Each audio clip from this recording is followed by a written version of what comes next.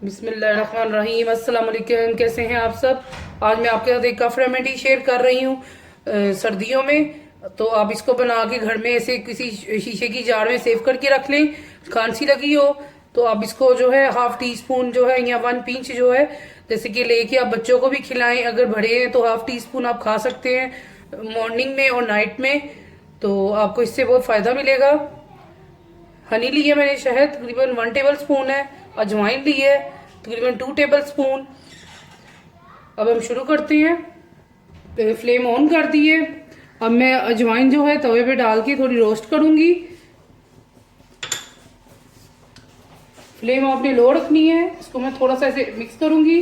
हल्का सा हमने इसको रोस्ट करना है।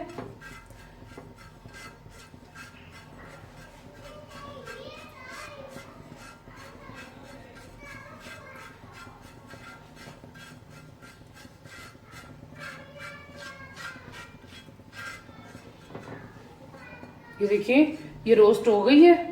अब इसको हम अच्छे से ब्लेंड करेंगे।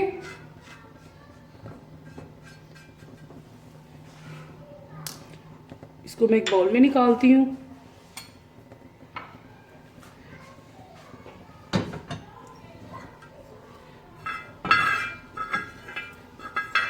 सिर्फ आपने हल्का सा इसको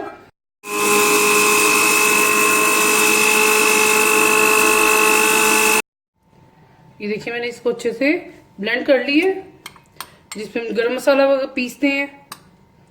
अब मैं इसको इसमें मिक्स कर रही हूँ।